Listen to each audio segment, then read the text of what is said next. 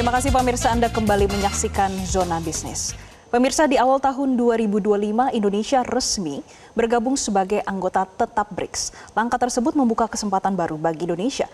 Namun di sisi yang lain, blok negara berkembang juga memiliki tantangan berat untuk tetap relevan di beberapa tahun mendatang. Dan kami akan membahasnya bersama dengan Wakil Ketua Dewan Ekonomi Nasional, Ibu Mari LK Pangestu. Selamat pagi, Ibu Mari. Selamat pagi, Jessica. Iya, Bu Mari, bagaimana sih posisi dari DEN dan juga penilaian, Bu, dari DEN terkait dengan Indonesia yang bergabung dengan BRICS, Bu? Ya, mungkin sebelum saya menjawab, banyak yang mungkin masih belum terlalu mengetahui apa itu DEN. Saya jelaskan sedikit sebelum saya jawab pertanyaan Anda. Dewan Ekonomi Nasional itu memang badan baru yang dibentuk untuk membantu Presiden dalam rangka memberi dukungan dan rekomendasi untuk implementasi kebijakan strategis Presiden di bidang ekonomi. Dan saya wakil ketua daripada DEN, ketuanya adalah Pak Luhut, dan anggota yang lain adalah ekonom senior seperti Muhammad Khatib Basri dan Arif Yusuf Ansori, dan kita juga ada pelaku dari pasar Herianto dan juga pelaku industri Haryanto Adikusumo, ya. Dan juga ada yang penting ada sekretariat di bawah Dewan ini yang melakukan analisa kajian untuk supaya rekomendasi kita dan pemantauan kita itu baik, ya. Seto adalah sekretaris eksekutif dan juga anggota dari DEN. Seto nama lengkapnya adalah Haryo Seto, ya. Ini saya ingin menggarisbawahi bahwa ada 4 direktur di bawah DEN yang masing-masing melihat kepada strategi kebijakan, percepatan program prioritas, sinkronisasi, dan memantau dan mengevaluasi. Ya, jadi salah satu usul dari awal kita dibentuk, kalau tidak ada yang secara profesional, dan di bawahnya ada tenaga profesional lagi untuk melakukan masukan yang tepat untuk Presiden, ya. Dan dalam rangka ini DEN tidak mempunyai posisi, dalam arti kita tidak mempunyai posisi di luar apa yang dijadikan prioritas Presiden. Kita dalam posisi memberi dukungan dan masukan kepada Presiden. Jadi kalau ditanya posisi DEN terhadap BRICS, mungkin lebih kepada bagaimana BRICS mendukung program prioritas Presiden seperti pertumbuhan 8%, menarik investasi, melakukan diversifikasi dari segi sumber dana maupun akses pasar, dan dalam rangka memperjuangkan kepentingan negara sedang berkembang di berbagai fora yang pada akhirnya akan membantu pertumbuhan kita maupun pembangunan yang berkelanjutan. Ya, mungkin itu secara garis besar. Kalau mungkin ada pertanyaan lebih lanjut mengenai keuntungan, mungkin kita bisa lanjutkan pembicaraan kita. Iya, Bu Mari, posisi dari DEN adalah memberikan masukan kepada Presiden karena ini untuk mendukung pertumbuhan ekonomi di dalam negeri. Saat ingin masuk ke BRICS, apa rekomendasi dari DEN, Bu? Saya pikir dari awal Presiden sudah mempunyai posisi bahwa kita perlu melakukan pendekatan bebas aktif, dalam arti kita non-blok, kita memilih untuk bergabung di berbagai fora yang tentunya harus digarisbawahi ini apa kepentingan nasional buat Indonesia dan apa yang kita bisa dapat manfaat, ya. Dan dari segi itu saya pikir DEN juga memberi masukan dalam arti ini baik untuk Indonesia untuk bisa mempunyai platform atau wadah lain di mana kita bisa berkolaborasi, bekerja sama dengan negara sedang berkembang yang lain, ya. Jadi saya rasa kita sepakat dan setuju prioritas untuk bisa mencari platform di mana kita bisa memperluas kerjasama, maupun ini ada kemungkinan tentunya bisa terjadi akses pasar, bisa juga investasi, dan menghadapi ketidakpastian multilateral yang ada, apakah itu di perdagangan, investasi, maupun perubahan iklim. Misalnya kalau membaca berita dari luar ya, dan mungkin ini juga salah satu pemikiran di dalam apa yang bisa dilakukan oleh kolaborasi di dalam BRICS. Misalnya nih, critical minerals ya, yang menjadi salah satu bahan untuk berbagai teknologi yang terkait dengan energi terbarukan, electric vehicle, dan di negara-negara BRICS ini ada beberapa yang mempunyai critical minerals termasuk kita.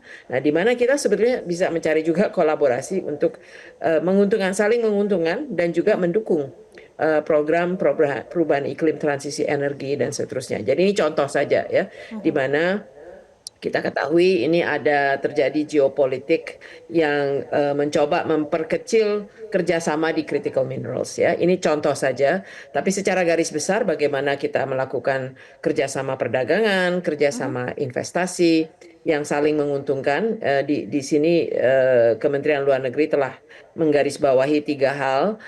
Satu, bagaimana resiliensi ekonomi dan pertumbuhan ekonomi, pembangunan berkelanjutan, dan termasuk juga misalnya ada pandemi atau ada krisis pangan, krisis yang terkait dengan seperti pandemi yang lalu, itu juga bisa menjadi kerjasama. Jadi saya rasa kita itu garis besarnya ya. Kalau kita lihat apa sih yang dilakukan BRICS selama ini, yang selama ini konkret yang dilakukan BRICS adalah membentuk bank pembangunan yang namanya New Development Bank, tempatnya ada di Shanghai. Tapi jumlah dana yang bisa mereka keluarkan masih kecil ya. Tapi kemungkinan masih bisa dia berkembang besar. Tapi dia fokusnya adalah kepada memberi pinjaman untuk pembangunan yang berkelanjutan, terutama yang terkait dengan green industries ya. Jadi mungkin di situ kita bisa mendapat manfaat.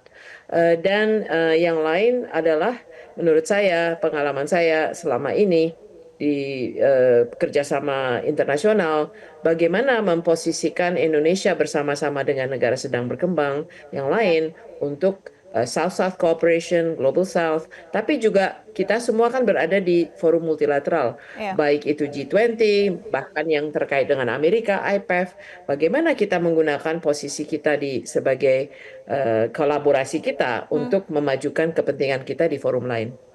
Iya, Bu Mari, tapi dari sisi untuk volume ekspor, kemudian moneter, dan juga yang paling banyak dibahas adalah dedolarisasi. Bagaimana yang di-highlight oleh dari DEN itu sendiri, Bu?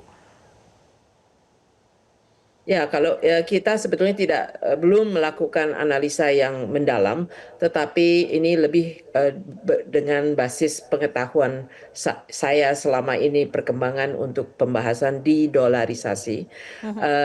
Kalau ditanyakan bagaimana pendapat DEN, kalau dari segi DEN mungkin melihatnya bagaimana kita bisa melakukan diversifikasi di dalam penggunaan mata uang itu selalu adalah sesuatu yang menjadi pembahasan umum ya, dan kita sebagai Dewan Ekonomi Nasional yang juga membahas itu, tapi belum mencapai kepada suatu rekomendasi, kecuali ya pentingnya diversifikasi. Namun di dalam percakapan, pembahasan, dialog yang saya ketahui di luar ya, maupun di dalam BRICS-nya sendiri, di-dolarisasi memang suatu aspirasi ya, bukan saja di BRICS tapi juga di pembahasan yang berkaitan dengan negara sedang berkembang yang lain maupun negara-negara lain. Tetapi masalah utamanya saat ini dolar masih dominan dan belum ada negara yang untuk dolar untuk suatu mata uang menjadi mata uang yang digunakan untuk banyak transaksi, negara itu harus bisa juga mempunyai kebijakan untuk mendefend dolarnya ataupun melakukan kebijakan-kebijakan moneternya dan lain sebagainya. Jadi dia kehilangan sebetulnya otonomi ya terhadap peredaran uangnya sendiri karena banyaknya permintaan untuk dolar. Jadi ini Amerika selama inilah yang melakukan hal itu, dan sampai saat ini yen pernah dibahas, yuan pernah dibahas, tapi belum ada negara yang ingin ke situ. Namun sudah ada upaya-upaya yang Indonesia juga berpartisipasi. Kita bilateral, kalau kita melakukan perdagangan bilateral, misalnya Indonesia dengan RRT, kita sekarang sudah ada kemungkinan tidak harus dari rupiah ke dolar, dolar ke yuan. Kita bisa langsung dari rupiah ke yuan, ya. Kita bisa melakukan apa yang disebut local currency settlement, ya. Nah, ini baru berkembang dan mungkin belum besar porsinya di dalam perdagangan bilateral di berbagai negara. Namun ini sesuatu yang bisa mungkin tidak menggantikan dolar, tetapi mengurangi lah ya penggunaan dolar kita, dan mengurangi biaya sebetulnya, dan membuat transaksi perdagangan dan underlying currency exchange-nya yang lebih efisien. Jadi ini sesuatu yang perlu kita benar-benar cermati, dan bagaimana kita bisa tingkatkan local currency settlement. Baik, Bu Mari, saya ingin bertanya terkait Presiden terpilih Amerika Serikat, Trump, yang menyampaikan akan menerapkan tarif 100% ke negara BRICS. Tapi kita tahan terlebih dahulu, Bu Mari, karena kita akan jeda terlebih dahulu. Pemirsa, tetaplah bersama kami di program Zona Bisnis. Terima kasih pemirsa, Anda kembali menyaksikan Zona Bisnis, dan kami akan melanjutkan dialog bersama dengan Wakil Ketua Dewan Ekonomi Nasional, Ibu Mari LK Pangestu. Ibu Mari, Presiden terpilih Amerika Serikat Trump mengancam akan menerapkan tarif 100% ke negara BRICS. Di satu sisi, kita memiliki target untuk pertumbuhan ekonomi mencapai 8%. Bu, apakah ini akan mempengaruhi target-target ke depannya, Bu? Ya, intinya apakah ada BRICS, apakah tidak, sebetulnya ancaman bahwa Amerika akan meningkatkan tarif ke berbagai negara termasuk Indonesia itu akan tetap ada, ya. Jadi waktu 2018 pun ada 16 negara termasuk Tiongkok yang dianggap mempunyai defisit dengan Amerika, dan maka itu dilakukan investigasi 301, itu istilah terminologi hukumnya, hukum internasional perdagangannya Amerika. Dan kita ditemukan juga ada temuan-temuan yang dianggap oleh Amerika, maka itu mereka ingin menerapkan tarif, tetapi pada akhirnya tidak diterapkan karena kita melakukan negosiasi untuk hal-hal tertentu yang akhirnya kita tidak dikenakan tarif. Jadi memang ini saya menggambarkan itu hanya untuk menunjukkan bagaimana di Trump 1.0 cara mereka menerapkan tarif. Nah, apakah Trump 2.0 akan serupa? Perkiraan kita ya serupa, tetapi mungkin permintaannya akan bertambah. Nah, ini tentunya sesuatu yang kita antisipasi, tetapi harusnya tidak mengganggu apa yang sudah menjadi tekad kita untuk bergabung dengan BRICS dalam rangka kerjasama dengan negara sedang berkembang dan memperjuangkan kepentingan kita dengan negara lain, termasuk secara kolektif terhadap Amerika. Saya tidak kebayang kalau Amerika sekarang sih sudah pasti akan menerapkan kepada Tiongkok, dan sudah ada sanctions dan lain sebagainya terhadap Rusia, tetapi terhadap Brazil, South Africa, dan Brazil, India, South Africa kan belum terlalu, ya. Dan kalau mereka mengatakan akan mengenakan 100% tarif ke India atau ke Brazil, itu akan ataupun South Africa, itu akan menyebabkan goncangan yang relatif besar bagi Amerika sendiri. Jadi kita kan anggota yang baru join, ya, tapi kita juga harus lihat secara keseluruhan, dan ya kita lihat saja perkembangannya dan bagaimana kita melakukan Bu Mari, antisipasi. Karena waktu kita terbatas, nanti kita akan mendalami lebih lanjut lagi. Terima kasih Bu Mari LK Pangestu selaku Wakil Ketua Dewan Ekonomi Nasional sudah memberikan insight-nya bagi pemirsa Zona Bisnis Metro TV, Bu. Dan pemirsa, informasi tadi sekaligus menutup perjumpaan kita dalam Zona Bisnis. Jangan lupa saksikan kembali Zona Bisnis besok pada pukul 10.05 waktu Indonesia Barat. Terima kasih dan sampai jumpa.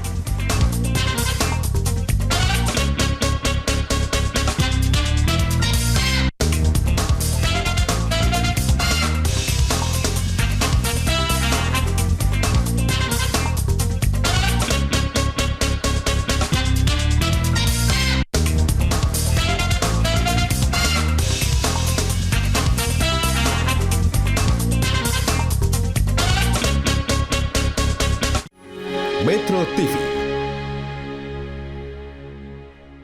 Jelajahi cara baru mendapatkan informasi. Download Metro TV Extend sekarang.